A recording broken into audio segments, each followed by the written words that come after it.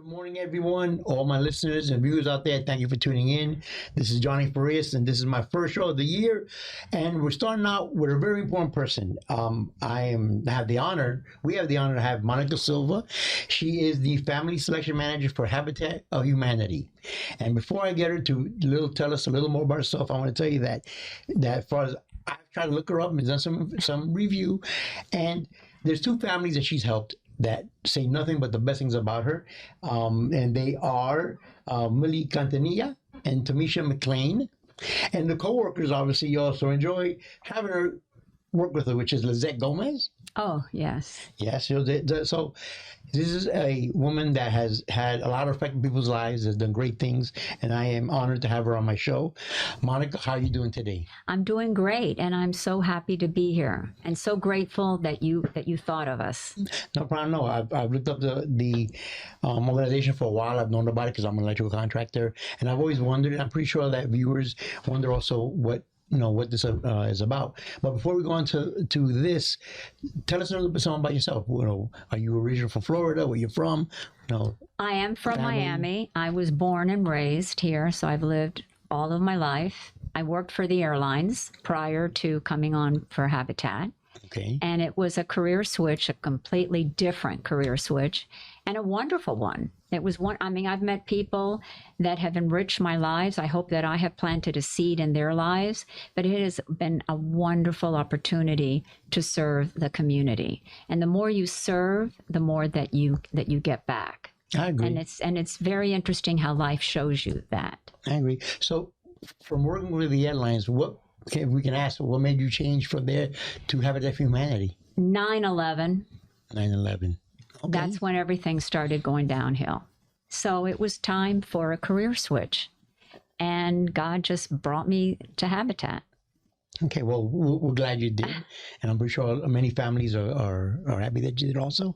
So at Habitat, you said you're a family selection manager. I'm a family selection specialist. Right. And we are the ones that process all of the applications when they come in. We process the income and the credit and the stability of the job. And then once all of that has been processed, then we will present them to the committee, and the committee will make the final decision, whether they are selected or not. Okay. And the eligibility requirements for families, can it be a single person or does it have to be a family? It does not have to be a family. What we're going to look for is you have to be in the same line of business for the last 24 months. Mm-hmm. You have to make the minimum income without going over the maximum income. And each address has a different minimum income. The maximum is always going to be the same, and it's on the bottom of page 1 of the application. So It depends on how many people are in the family. But yes, a single mom can apply. We look at how much do you make? Do you make the minimum income? Then we go to your credit. I don't care about a credit score. I'm going to look to see how much debt you have in collections and whether you have a lot of good debt that you're paying on time. If you don't meet those parameters, then we'll send you to a credit counselor. We will mentor you. We'll help to get you where you need to be when you submit the actual application. Okay. We also look at bank statements with no insufficient funds or courtesy pays or overdrafts.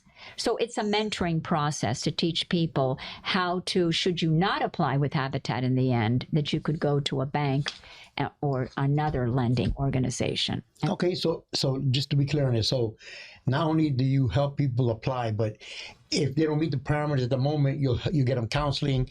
Right. Basically, you'll walk them through to be able to apply. Exactly. That's awesome because I don't think no other organization does that kind of stuff.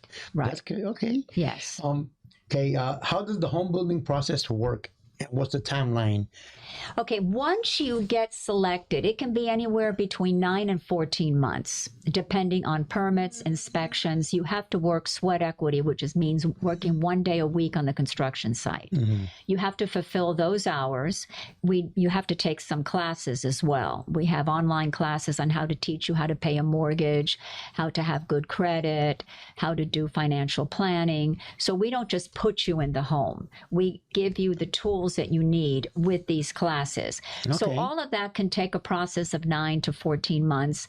Then there's a $4,000 closing cost, and that has to be met as well. So all of that has to be completed. So the process is normally 9 to 14 months. All the permits, the inspections, all of that has to be done before that.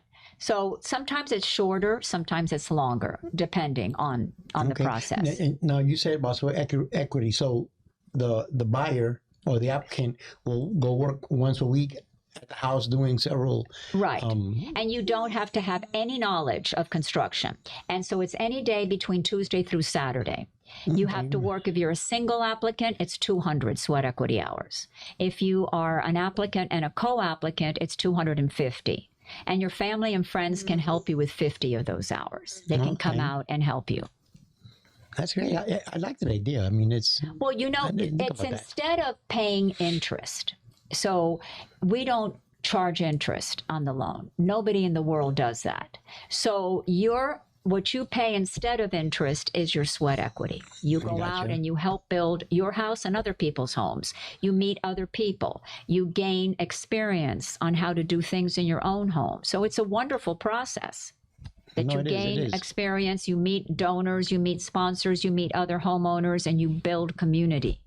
I like that idea. Yeah. Okay, now you mentioned donors. So Habitat for Humanity is funded how? Well, it's through donors and sponsors. It's a community program with a lot of different things that go involved in it. And the mortgaging is 0%. Okay. The mortgage of the house is 0%. Yeah. It's typically a 30-year loan. Right. And it's a 0% interest. So a lot of people think we give the houses away. We don't give anything away. The homeowners work very hard, and they have a mortgage. They have a monthly payment with a loan, but it's affordable. It's an affordable loan. Well, with the times that we have now, we definitely need affordable. And to be honest, to be just transparent, I was one of those people that thought that you guys gave the house away. Yeah. So that's a misconception. We don't give anything away. Misinformation, people. Misinformation. Right. We sell the house, but we sell it at 0% interest, which changes lives. And once you can transform a family and put them into a stable home, it impacts the future, and the future are the children. So it really we make miracles, and I've seen that. I mean, look, homes are lead to generational wealth. Because it pass on to your kids, to the grandkids, so they'll always have a place to come back to. Like my daughter always tells me that. She goes, Dad, don't sell the house, because this way, if anything ever happens, this is our safe haven. This is what we always come back to. Yeah. So, that's the way I think of it. Right. And that's how people think of it too. It changes communities and neighborhoods. Wow. About how many families have you in the 20 years you said? Yeah. That's a hard question. I wouldn't even begin to know how to even answer that.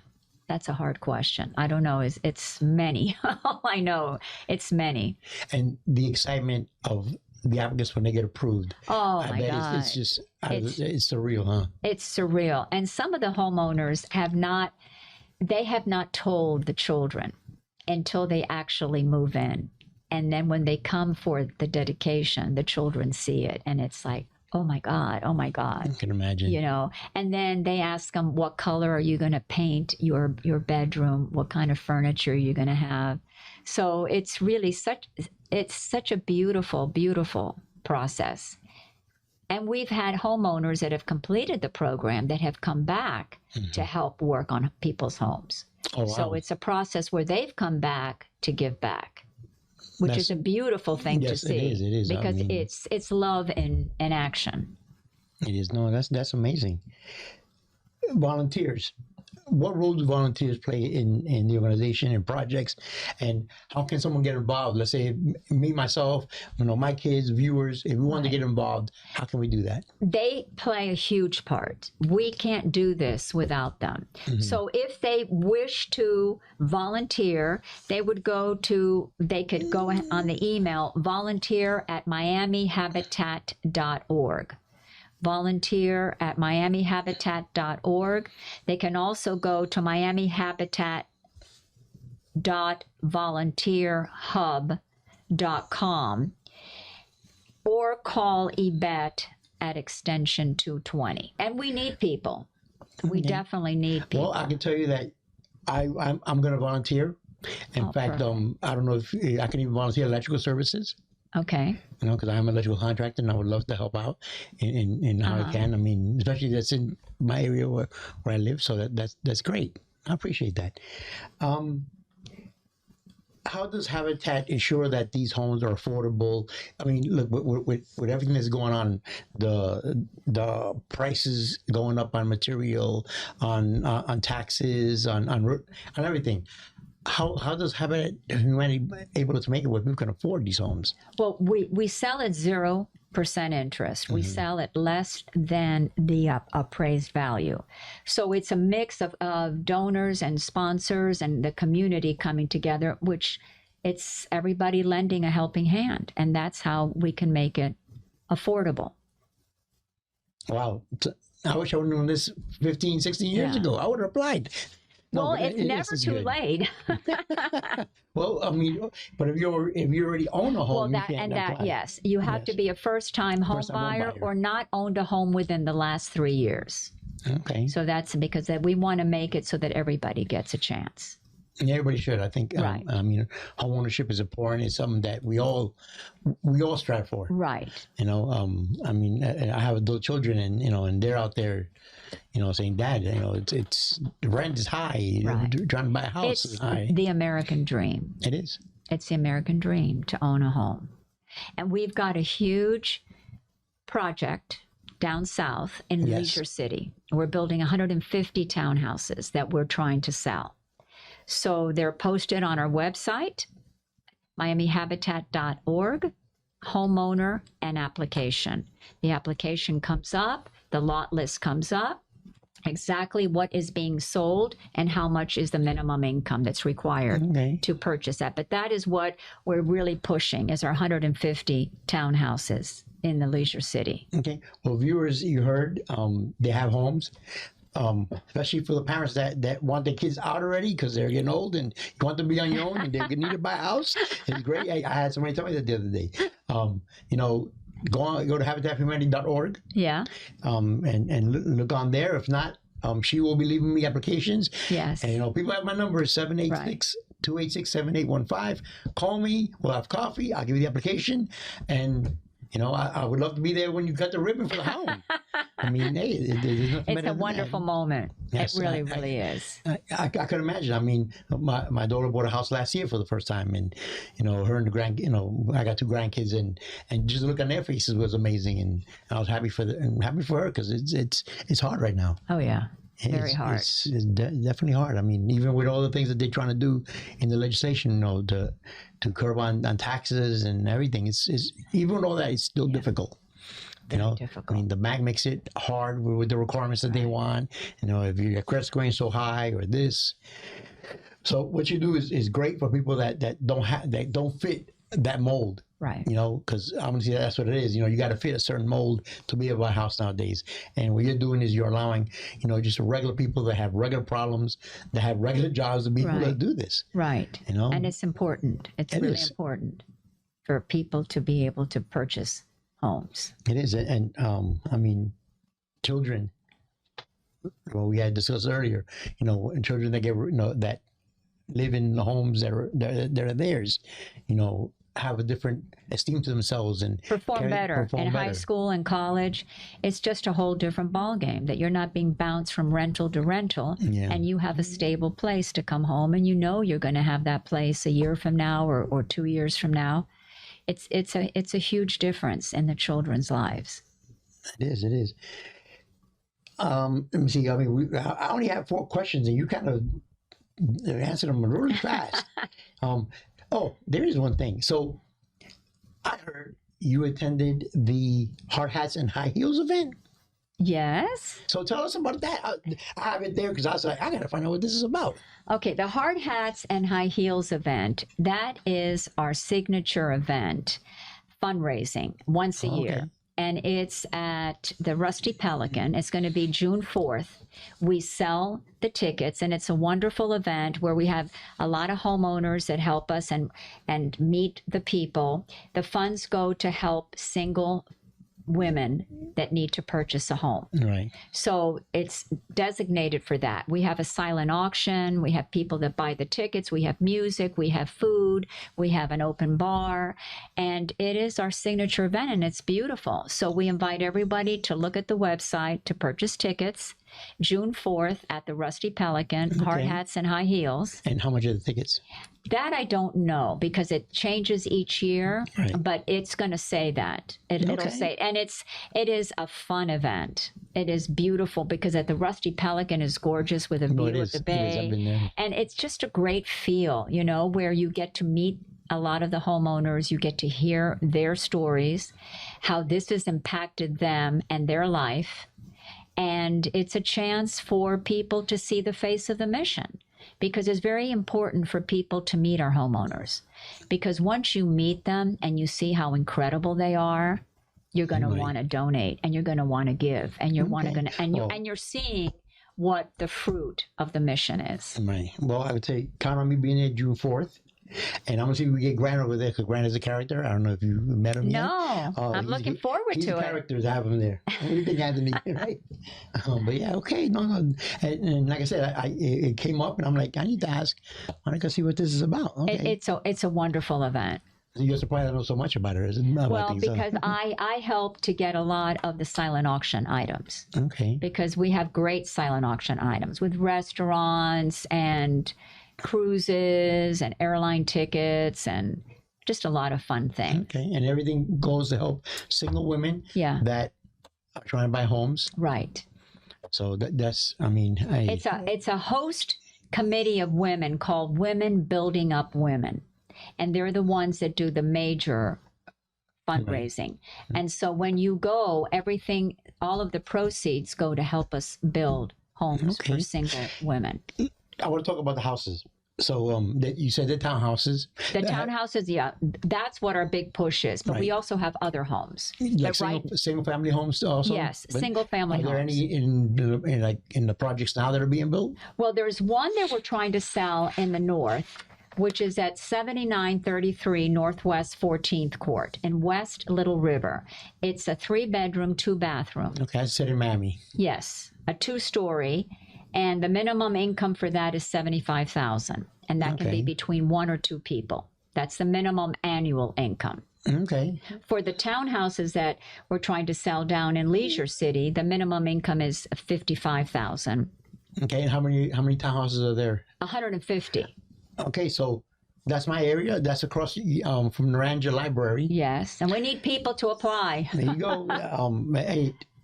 The area is growing. The South Dade is growing. Yes. I mean, so what people said not to come down to Homestead, now people want to come to Homestead. I know. I mean, that's the place to be nowadays. So there you go, jump on there, apply. There's a bunch of townhouses, and I mean, look, 0 interest for 30 years. Yeah. You can't beat that. No, you can't. You can't beat that. Just that right there alone, you're saving tons of money. Tons of money.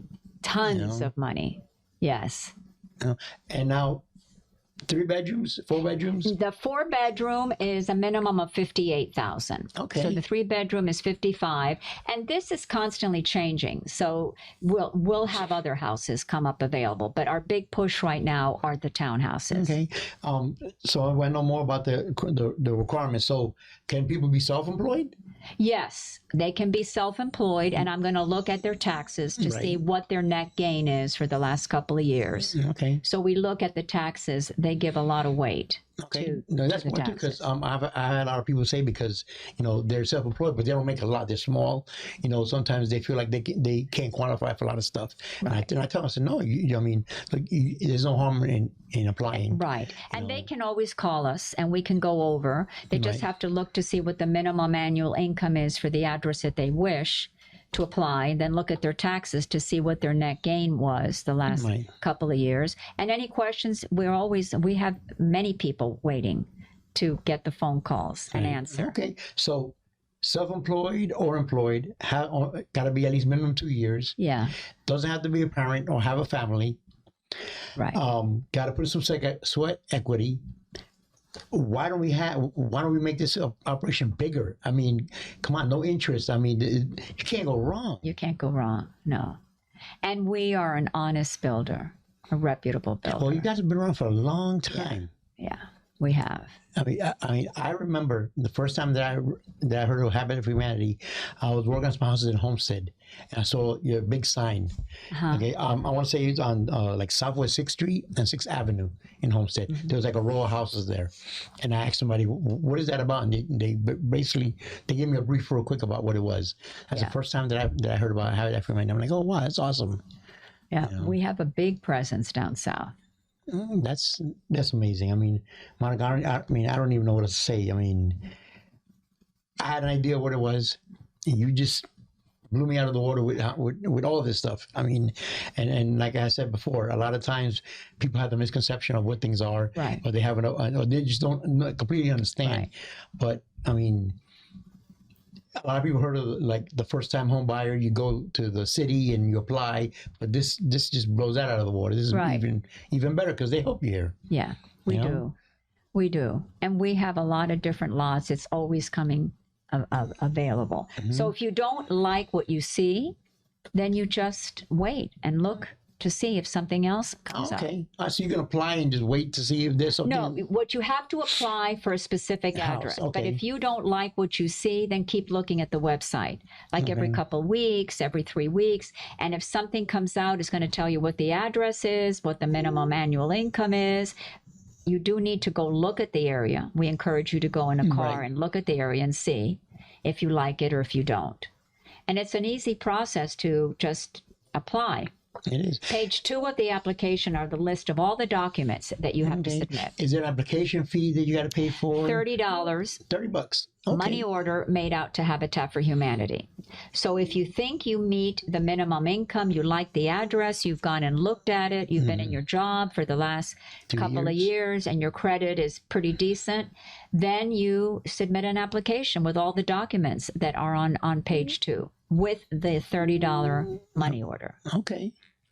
And you said that if everything works out, the closing cost is $4,000 at the end. Yes. And if you don't have that, then you give us the $300 minimum each month in installments until you reach the $4,000. Okay. Yeah. So we have a program set up for that. Because a lot of people just don't have the $4,000 right up front. So $4,000 in one shot is a lot of money. It's a lot of money. Yeah, but it's still cheaper than regular closing costs because I see some closing costs get up to $18,000, $20,000 nowadays. Yeah, like I said, my daughter just bought a house, and I remember that I was like, wow. I mean, it made me shrug, and I was like, oh, I get chills just thinking about it because I mean, hey, look, things have changed a lot from back when we bought houses, and it's just everything it's out of hand. The whole world has changed. It has. It has, Monica. It has a lot. I mean, I don't know what else to ask, what else to say. I mean, this is awesome. Apply. No, definitely. So everybody, Anthony's going to put the website up on the screen so you guys can go on there, apply, send it to people. Look, we all know people that want to buy homes, all of us. Because I mean, even while we're having lunch, while we're having coffee, everybody's talking about wanting to buy a home. This is a great chance to for yourself and to help out the organization. They're there to help the people in the community. This is an organization that we know works because they've been around for a long time, because they're here on this show, and I'm saying that they're good. So let's do it. Monica, it was a pleasure having you here. Oh, it's a pleasure to be here. I would love for you to keep in contact with us. Let me know when you're having a ribbon cutting, or I will be at this Hard Hats and High Heels. I like the name of it. So I will be there with my wife to help support. Perfect. I have daughters. And we'll let you know about any meetings that we have, because we do have meetings to inform the public. So I'll keep you on the list whenever we get that set up. Anthony, you interested in buying a home? You're interested in buying a home? You can apply.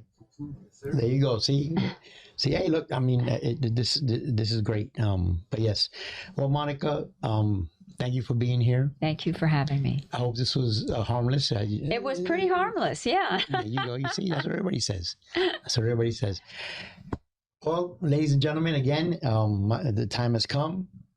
I will see you next week. Next week we have Chief Warrant Officer Atwood for the Military Museum. We're going to be talking about the Military Museum, which a lot of people don't know that we have one right by Metro Zoo. No, Yes. I did not know that. Yes, we have a military museum. This Saturday we had our 35th anniversary for the Marines that went to Desert Storm. It was just a Saturday. Really? Yes, the Miami Marines. We had it there, and it was a great event. We're gonna have more events there, but we'll leave that for the next show, so you can learn about it. And also, he wrote a book about the military history too, so that's gonna be great to talk to him about. Anyway, I will see you next week. Have a great weekend. Stay safe. Stay bundled up because we're gonna get. I think there's a couple more days of cold coming. This is Johnny Farias, and thank you for tuning in.